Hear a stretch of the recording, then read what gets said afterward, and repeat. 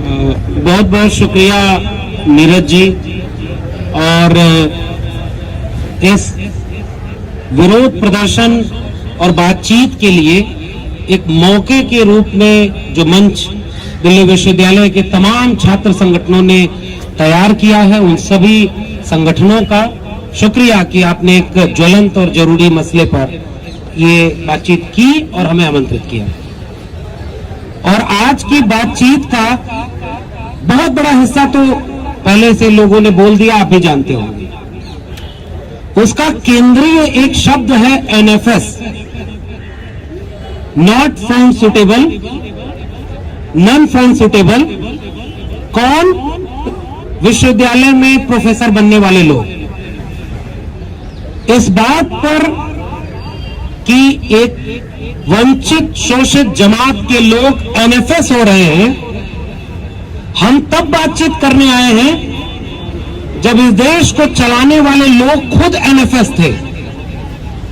प्रधानमंत्री, मुख्यमंत्री, supreme court के न्यायाधीश जनता की भाषा में NFS हैं, लेकिन आज वो सत्ता में बैठे हैं तो सब कुछ सही। यह बात एक विश्वविद्यालय परिसर में ही कही जा सकती है। क्यों NFS है? उत्तर प्रदेश, जहां से मैं आता हूं, जहां रामराज उफान पर है, वहां के मुख्यमंत्री जो इस समय हैं, उनकी काबिलियत क्या थी?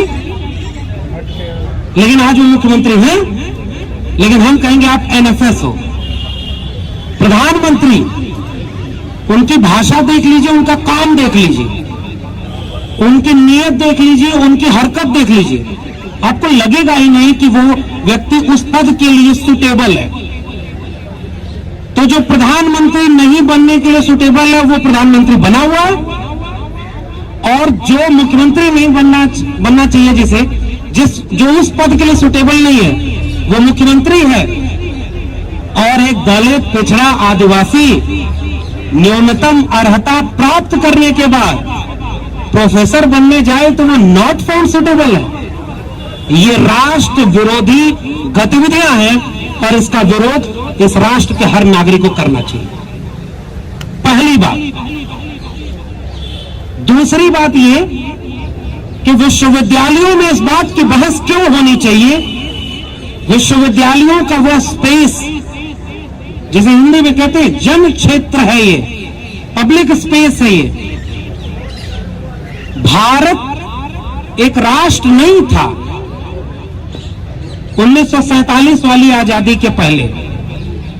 हालांकि आज कुछ नए NFS टाइप के लोग ये कहते हैं कि 2014 के पहले तक भारत गुलाम था। भारत को आजादी कब मिली? 2014 में। लेकिन हम तो विश्वविद्यालय में खड़े, हमने इतिहास पढ़ा और समझा है कि 26 जनवरी 1949 को बाबा साहब अंबेडकर ने एक वाक्य, बहुत महत्वपूर्ण वाक्य कहा था कि आज से हम अंतर विरोधों के दौर में प्रवेश कर रहे हैं। हमने एक व्यक्ति एक वोट का अधिकार दे दिया, राजनीतिक बराबरी का मौका दे दिया, मगर जब तक इस समाज में सामाजिक गैर बराबरी और आर्थिक गैर बराबरी मौजूद रहेगी, हम एक राष्ट्र, मुकम्मल राष्ट्र नहीं बन पाएंगे। तो एक एजेंडा था 1950, 26 जनवरी 1950 के बाद, कि आपको एक इंक्लूसिव कंट्री बनना है, एक राष्ट्र बनना है। यानी आपने अब तक अपनी बहुत बड़ी आबादी को बुनियादी जिंदगी की हकीकतें, जरूरतें, उनसे वंचित कर रखा था। भारत का संविधान लागू हुआ और अब आपको उन वंचित शोषित जमात के लोगों को समाज की मुख्य धारा में शामिल करके उस नेशन बिल्डिंग प्रोसेस को मजबूत करना था। और इस पूरे एजेंडे में अगुवाई किसके हाथ में थी? विश्वविद्यालयों के हाथ में। जहां हम खड़े हैं, अब उन विश्वविद्यालयों के ऊपर जिम्मेदारी थी, शिक्षा के ऊपर ये जिम्मेदारी थी कि जो एजेंडा है नेशन बिल्डिंग का, उसे आप पूरा करेंगे। तो इसका मतलब क्या हुआ कि इन विश्वविद्यालयों को वैसा पहले खुद होना था जैसा वो देश बनाना चाहते हैं। एक बहुत बड़ा एजेंडा इस विश्वविद्यालयों और सार्वजनिक विश्वविद्यालयों के ऊपर जिम्मेदारी के तौर पर रखा गया था। मगर हुआ क्या, 1990 तक लगभग 4 से 5 दशक बीतने के बाद इस देश ने यह महसूस किया कि इन विश्वविद्यालयों को चलाने वाले, इनमें पढ़ने वाले, पढ़ाने वाले, शोध करने कराने वाले, सिलेबस बनाने और उनको पढ़ने पढ़ाने वाले सारे लोग 99.99% वही हैं जो सदियों से आप सभी 90-99% जो वंचित शोषित जमात थी, जिनके हकमारी किए थे और खुद सबसे ऊपर श्रेष्ठता बोध के साथ बैठे हुए थे। ये इन विश्वविद्यालयों में हुआ। अगर ऐसा न होता तो इन विश्वविद्यालयों में आरक्षण लागू करने की जरूरत नहीं पड़ती। विश्वविद्यालय में आरक्षण कब आया? 1990 के बाद दलितों और आदिवासियों को आरक्षण देना पड़ा ताकि कुछ दलित आदिवासी एडमिशन लेकर के पढ़ने आए और काबिल बनकर के प्रोफेसर बनकर के पढ़ाने जाएं। और हुआ क्या कि उस आरक्षण को जो 1950 में लागू होना था, लागू किया 90 में। ओबीसी का आरक्षण जो 1993 में लागू हो जाना चाहिए था, वो लागू किया 2006 में। इन तीनों तबकों की आबादी 85% और आरक्षण मुकम्मल ढंग से लागू कब हुआ? 2006 में। और उसके बाद जब 1 जनवरी 2020 की आरटीआई का जवाब, जब मैंने खुद आरटीआई लगाई कि इन विश्वविद्यालयों में कितने प्रोफेसर एससी, एसटी, ओबीसी हैं, तो उसमें पता चल रहा है कि 2019 तक देश की आधी से ज्यादा अन्य पिछड़े वर्ग की आबादी के प्रोफेसर 0 हैं और 2020 में उनकी आबादी है 9। यानी जिनकी आबादी देश में आधी है उनके प्रोफेसर 9 प्रोफेसर। दलितों और आदिवासियों के professor 93 to 95% reserve post vacant रखे। अब उसके बाद रिजर्वेशन आया, उसके बाद की स्थिति मैंने बता दी। अब ये बीच में एनएफएस कैसे आया, ये खेल समझना बड़ा जरूरी है। तो जब रिजर्वेशन आया और तब अचानक, एक तो ये भी बात हमको इस तरह के मंच जब लगते हैं तो बार बार दोहराने की जरूरत है कि मैं जहां से बात शुरू किया था कि एक मुकम्मल मुल्क बनने के लिए विश्वविद्यालयों के ऊपर जिम्मेदारी थी कि आप इंक्लूसिव बनिए। उन्हें विश्वविद्यालयों में नारा लगा था कि मां सरस्वती का पावन प्रांगण दूषित हो जाएगा अगर इसमें दलित, पिछड़े, आदिवासी एंट्री कर जाएंगे। आरक्षण विरोध के गढ़ रहे हैं ये विश्वविद्यालय। नंबर 1 बात। नंबर 2 बात, आरक्षण लागू हो गया। भाई, आंख मूंदने से सूरज उग गया है, ये सच तो झुठलाया नहीं जा सकता। इस देश के तमाम सवर्ण बुद्धिजीवी लोगों को यह गुमान था। हमने सदियों धर्म के नाम पर इस देश को शोषण किया है। जन्म लेने से लेकर के मरने तक हमने दान दक्षिणा ली है और हक हुकूक पर कब्जा किया है। तो हम विश्वविद्यालयों पर भी काबिज चलाएंगे, लेकिन ऐसा नहीं हुआ। भारत का संविधान लागू हुआ और आप अपने संवैधानिक मूल्यों को इन संस्थानों में लागू करा पाए। उसके बाद इंटरव्यू में बैठे लोग जो ये सोचते थे कि अब तो पावन प्रांगण दूषित हो ही गया है, तो जो इंटरव्यू देने आए उनके लिए उन्होंने कहा कि नॉट अवेलेबल, यानी रिजर्व पोस्ट के लिए कैंडिडेट जो मिनिमम एलिजिबिलिटी को क्वालिफाई करता हो, ऐसे कैंडिडेट अवेलेबल नहीं है। उस पोस्ट पर 3 साल वैकेंट रखने के बाद उसको जनरल में कन्वर्ट करके फिर वही ब्रह्मांड के प्रखंड विद्वान लोगों को उस पर चुन लिया जाता था। जब मिनिमम अवेलेबिलिटी उनकी हुई एलिजिबिलिटी के साथ, तो वो अवेलेबल होने लगे, तो उन प्रखंड विद्वानों ने क्या कहा कि अब ये सुटेबल नहीं है। तो एनएफएस का मतलब है नॉन फाउंड सुटेबल या नॉट फाउंड सुटेबल। और ये सुटेबिलिटी जांच कौन रहा था? जो खुद सुटेबल नहीं था। इस देश के विश्वविद्यालयों में अगर रिश्तेदारी जोड़िए तो आधे से ज्यादा विश्वविद्यालयों के प्रोफेसर रिश्तेदार मिलेंगे आपको। और दूसरी बात, जो कल्चरल कैपिटल होती है ना, वो काम करती है कहां सबसे ज्यादा? तो विश्वविद्यालयों में। आप एक दलित पिछड़ा के घर में अगर पढ़ने लिखने वाले लड़के का नंबर कम आ जाए, लड़की पढ़ने लगे, तो उसको जा करके उस गांव के सवर्ण लोग कहते हैं कि अरे पढ़ाई लिखाई से क्या हो रहा है, कहां फंसा है वो, अपना पेशे में लगाओ, काम धंधा करेगा। और किसी सवर्ण का अगर लड़का कमजोर भी है तब भी कहते हैं कि इलाहाबाद में पढ़ाई नहीं होती, दिल्ली भेजो। ये है कल्चरल कैपिटल। किसे हतोत्साहित किया जा रहा है, किसे प्रोत्साहित किया जा रहा है, किसके लिए पहले से 4 रिश्तेदार विश्वविद्यालयों में एडमिशन कराने के पहले मौजूद हैं, और कौन यहाँ पर आकर के पीएचडी का एडमिशन मेरे अपने विभाग में हो रहा है और मैं यहाँ बोल रहा हूँ। आप जाके पता लगा लीजिएगा, 140 सीट पर 1400 लोग इंटरव्यू दे रहे हैं, आधे मिनट में आप कैसे जांचेंगे, कहां से फोन आता है? तो वो कौन सुटेबल है जिसने तुमको नौकरी दी? इसी दिल्ली विश्वविद्यालय के आधे से ज्यादा लोग रिश्तेदार भरे बैठे। सबको पता है कि पहले किसकी नियुक्ति होगी, ये तय हो जाता है, तब उसमें अपॉइंटमेंट का प्रोसेस शुरू किया जाता है। और यह बात हम बोले ना, क्योंकि कल को हम भी नॉट फाउंड सुटेबल हो जाएंगे। हमें बोलना पड़ेगा कि ये सुटेबिलिटी जांच करने वाले लोग, अभी हमारे संचालक महोदय दुराचार शब्द का इस्तेमाल करें, अमूमन मैं बचता हूं इस मिथकीय टर्मिनोलॉजी को प्रयोग करने से, क्योंकि जब हम एकलव्य को मानते हैं तो हमें द्रोणाचार्य को मानना पड़ेगा। अगर हम शंभू को मानते हैं तो राम के एग्जिस्टेंस को भी हम एक्सेप्ट कर लेते हैं। लेकिन अगर किसी को भाषा ही वही समझ में आती है तो हम भी उसी की भाषा में कहेंगे कि तुम 13 पॉइंट रोस्टर क्यों ले आए।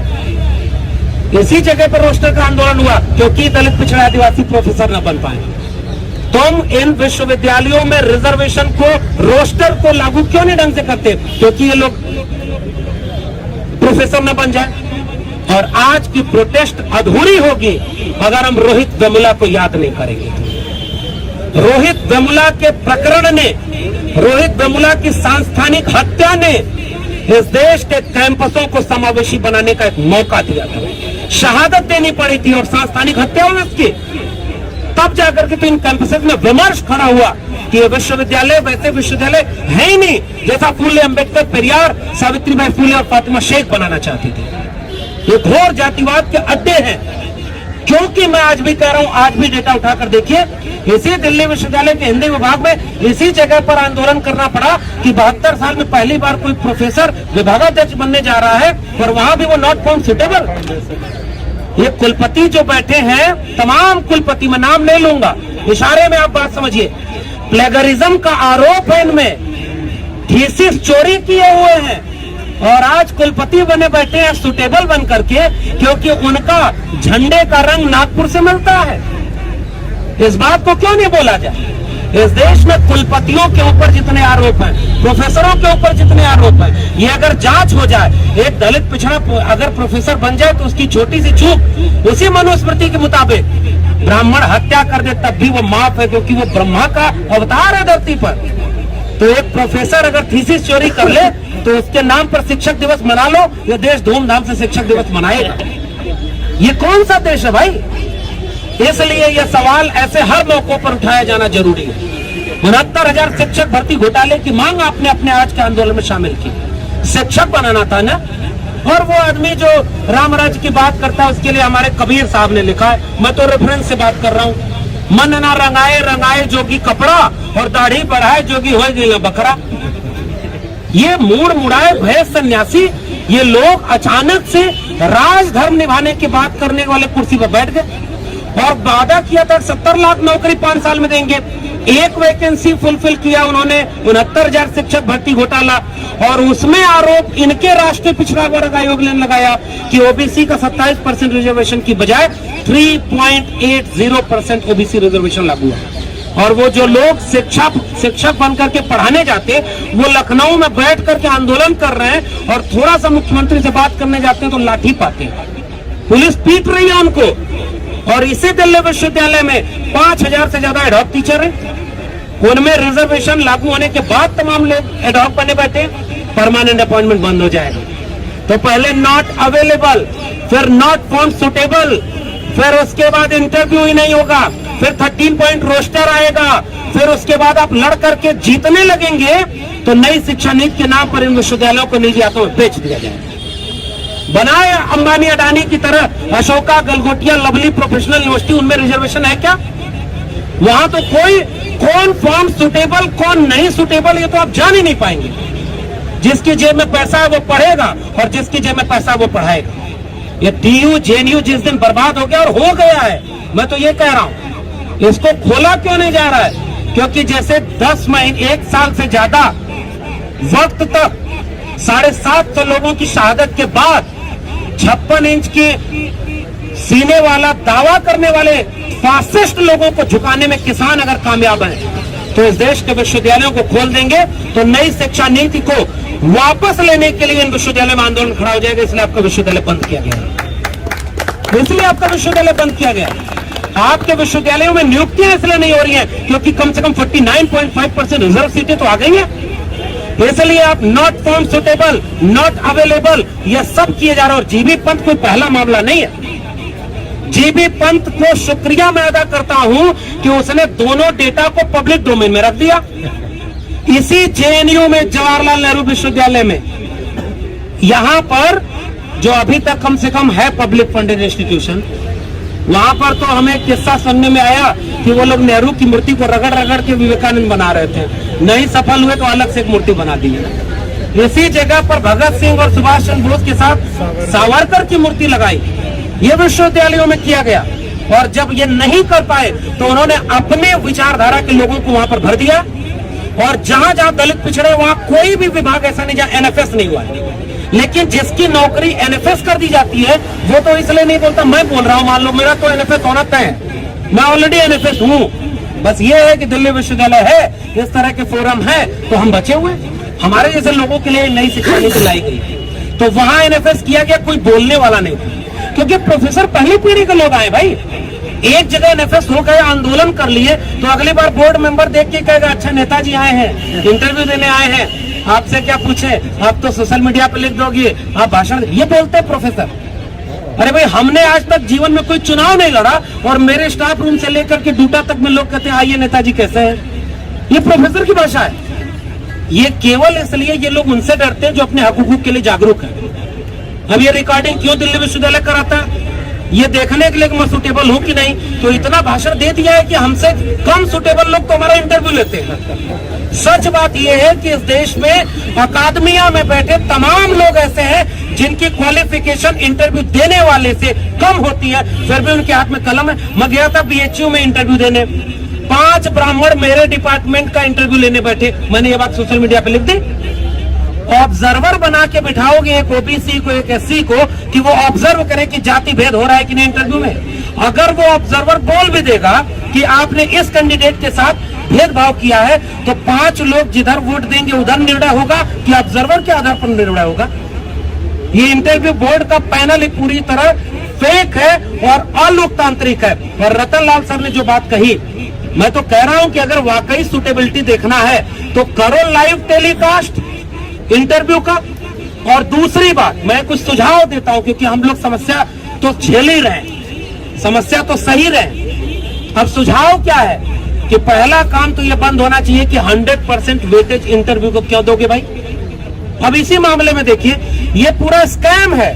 पहली बात तो ये कि आप लोगों को अपने लिए बधाई देनी चाहिए जितने लोग इस आंदोलन में शरीक रहे कि 2 दिन के अंदर कोई एनएफएस कर दिए जाने के बाद स्पेशल ड्राइव आज तक इस देश में नहीं आया होगा और उनको लाना पड़ा। ये आपकी ताकत और एकजुटता के परिचायक है और आपकी बधाई बनती है। इस बात की नहीं निकालते वो 3 साल एनएफएस कर दिया उसके बाद वो यूआर में कन्वर्ट कर देते। नंबर 1 बात। अब मेरा सवाल ये है कि अगर तुमने एससी एसटी ओबीसी को स्पेशल ड्राइव निकाला है तो ये बात बताओ कि 93 से 87 तक जो कट ऑफ यूआर की थी तो जो ओबीसी के लोग 87 के ऊपर है उनको यूआर में होना चाहिए कि ओबीसी में होना चाहिए। नंबर 1 सवाल। अगर उनको यूआर में होना था तो उनको ओबीसी में क्यों रखा? दूसरा एग्जांपल, 87 पर यूआर की कट ऑफ खत्म हो रही है, ईडब्ल्यूएस की कट ऑफ 87 से शुरू हो रही है। जो गरीब ब्राह्मण है उसका कट ऑफ यूआर के बाद शुरू हो रहा है, उसका अन्याय नहीं होना चाहिए। और ओबीसी 93 पा करके ओबीसी में रहेगा और 87 पा करके गरीब ब्राह्मण ईडब्ल्यूएस में चला जाएगा। ये स्कैम है कि नहीं है? दूसरी बात, ईडब्ल्यूएस पर जिसका अपॉइंटमेंट हुआ है उसका एपीआई स्कोर है 81। ओबीसी में जो टॉप 2 रैंक के लोग हैं एपीआई के आधार पर, मोहम्मद शाहनवाज, अब नाम भी मुसलमान, और पहले डीएनए दिखाएं कि भारतीय है कि नहीं, उनका अपॉइंटमेंट कैसे कर लें ये लोग। कहा याद है आप लोगों को बीएचयू में संस्कृत विभाग में एक मुसलमान की नियुक्ति हुई थी और वहां क्या हंगामा हुआ था। तो Shahnawaz OBC API score 93, Shailendra OBC API score 91.5 और ईडब्ल्यूएस पे अपॉइंटमेंट जिसका वो उसका एपीआई स्कोर 81। तो वेद से लेकर बद्री तक जो काम हो रहा है वो वहां भी हुआ। और बद्री बाबू से जब पूछा गया, जनेऊ लीला है, और बद्री बाबू से जब पूछा गया कि ऐसा क्यों हुआ, तो उन्होंने कहा कि एपीआई तो क्वालिफाइंग है, उसका तो इंटरव्यू में कोई रोल नहीं होता, तो फिर उसके आधार पर क्वालिफिकेशन की लिस्ट क्यों बनाते हो? अगर वो उसका रोल नहीं है तो उसको मेरिट के आधार पर क्यों बनाए? नंबर 1 सवाल। नंबर 2 सवाल, बद्री बाबू कह रहे हैं कि हम शोध संस्थान हैं। बद्री बाबू वही जो पहले 2014 के पहले जब भारत गुलाम था तो वो तिवारी नहीं थे, और जब भारत आजाद हुआ तब उन्हें लगा अब अनुकूल समय है कि अब हमको अपना तिवारीपन सामने लाना चाहिए। इस देश के विश्वविद्यालयों में कांग्रेस के समय कांग्रेसी, वामपंथ सरकार में है तो वामपंथी, और 2014 में भारत आजाद हो गया तो हिंदू राष्ट्र बनाने वाले हिंदू इस देश के प्रोफेसर बने बैठे। जितना गिरगिट ने रंग बदले उतना तो यहाँ के बुद्धिजीवी लोगों ने रंग बदला है। और दिखा दीजिए इसी एनएफएस घोटाले में किसी ने एक ट्वीट किया हो, तो बद्री बाबू तो घेरे में आ गए। और बद्री बाबू कह रहे हैं कि हम शोध संस्थान हैं, हमारे यहाँ असिस्टेंट प्रोफेसर वैसा नहीं होता, हमारे यहाँ प्रपोजल बनवाया जाता है, हमारे यहाँ ये किया जाता है कि कोई फंडिंग ले आए रिसर्च प्रपोजल बनाकर। तो 81 वाला एपीआई का गरीब ब्राह्मण इस सब में सफल है, और 93 वाला ओबीसी तुम कैसे जान गए कि वो इन सब में विफल है? तुम अपनी सुटेबिलिटी नापने का पैमाना और थर्मामीटर हमको बताओ।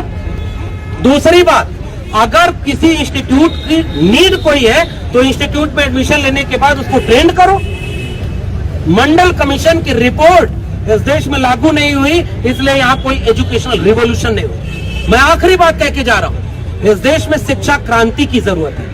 आज इस देश का सबसे बड़ा सवाल शिक्षा है, क्योंकि शिक्षा विहीन करके इस देश को ऐसे गुलामों की भीड़ में और अनपढ़ों की भीड़ में तब्दील कर दिया गया है कि अचानक हिंदू मुस्लिम, अचानक कब्रिस्तान, अचानक अब्बा जान कह के इस देश में चुनाव लड़के वो जीत रहे हैं, क्योंकि शिक्षा बर्बाद कर दी गई। इसलिए मंडल कमीशन की रिपोर्ट को घर घर पढ़ाइए, उसमें लिखा हुआ एजुकेशन में रिफॉर्म करने की जरूरत है, और वो रिफॉर्म नहीं हुआ, इसलिए बद्रीनारायण तिवारी जैसे लोग पैदा हो रहे हैं। और बद्रीनारायण तिवारी कोई पहले नहीं है और आखिरी नहीं, जाने कितने प्रोफेसर है जिनका तो नाम ही आप नहीं जानते। कंक्लूजन मेरा ये है कि इंटरव्यू का 100% वेटेज खत्म होना चाहिए। एपीआई स्कोर है तो उसको 85% वेटेज दीजिए, और अगर कोई रिटन एग्जाम कराना है तो उसको 85% वेटेज दीजिए। रिटन एग्जाम में SC ST OBC आपसे ज्यादा नंबर पा रहे हैं, इसलिए इंटरव्यू में बैठ करके उनकी सुटेबिलिटी जांचने के नाम पर उनके ख्वाबों की हत्या कर रहे हो आप। ये जो खुद सुटेबल नहीं है वो दूसरे की सुटेबिलिटी देख रहा है। तो पॉइंट नंबर 1, इंटरव्यू को लाइव टेलीकास्ट करो। पब्लिक डोमेन में जिसने भी इंटरव्यू दिया है उसका मेरिट का बनाओ लिस्ट। यहाँ क्या होता है, जो सेलेक्ट हो गया उसको फोन चला जाता है, आपका हो गया आप आइए। दूसरा कहता है कि हमने आपसे सोर्स लगाया था, हमारा क्या हुआ? तो कहा कि उनका कोई जुगाड़ वाला नहीं है। इसलिए इंटरव्यू की मेरिट लिस्ट बने, इंटरव्यू को 100% वेटेज खत्म हो। बिहार लोक सेवा आयोग 85% एकेडमिक का नंबर देता है, 15% का इंटरव्यू देता है। इंटरव्यू में जाने के समय किसी को पता ही नहीं होता, आपका नाम इंटरव्यू बोर्ड वाला नहीं पूछ सकता, आपको कोड दिया जाएगा और उस कोड पर आपको नंबर देना है। यहाँ तो इनको पहले से ही सारा बायोडाटा पता है, तो उनको भी पता है तो हमको भी पता है, तमाम लोगों का बायोडाटा, इसलिए यहाँ सबसे खराब है। आखिरी बात कि आपको एजुकेशन रिफॉर्म करने के लिए क्या करना चाहिए, एनएफएस को बैन लगाया जाना चाहिए, क्योंकि एनएफएस यूआर की पोस्ट पर अमूमन नहीं होता, वो रिजर्व पोस्ट पर भी एनएफएस है।